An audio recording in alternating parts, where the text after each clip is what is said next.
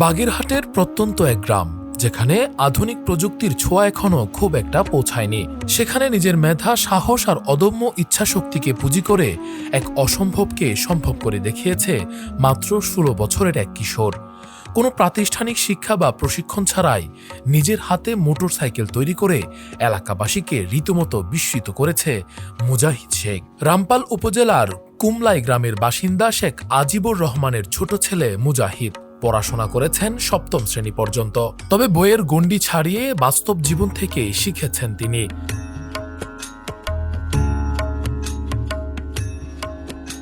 মাত্র ১৩ বছর বয়সে একটি সাইকেল গ্যারেজে কাজ শেখা শুরু করেন। সেই অভিজ্ঞতা আর আগ্রহকে কাজে লাগিয়ে ৩ বছর আগে নিজের বাড়ির সামনে একটি ছোট গ্যারেজ গড়ে তোলেন। সেখান থেকে শুরু হয় তার স্বপ্নের পথ চলা। একটি সাধারণ বাইসাইকেলকে মোটরসাইকেলের রূপ দেওয়ার চ্যালেঞ্জ নেন তিনি। প্রথমবার ব্যর্থ হন, কিন্তু থেমে যাননি, বরং সেই ব্যর্থতাকেই শক্তিতে পরিণত করেন। ইউটিউব থেকে বিভিন্ন ভিডিও দেখে পুরনো যন্ত্রাংশ সংগ্রহ করে আবারও কাজে নেমে পড়েন।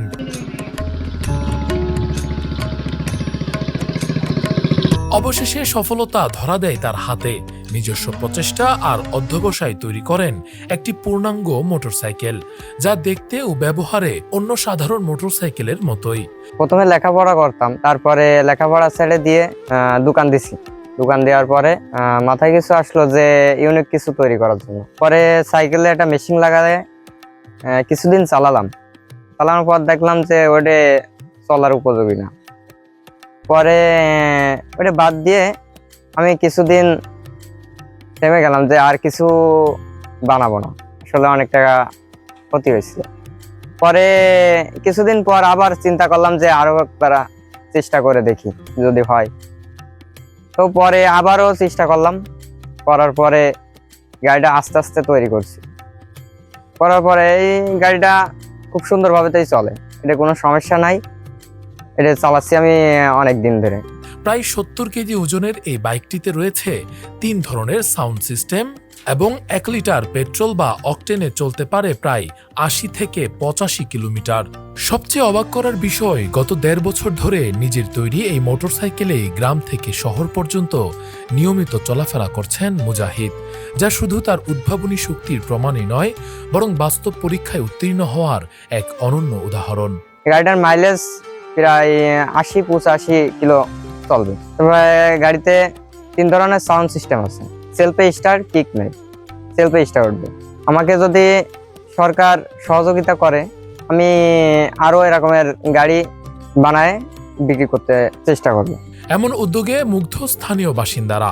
প্রত্যন্ত গ্রামের এক কিশোরের হাতে তৈরি মোটরসাইকেল দেখে তারা বিস্মিত ও গর্বিত।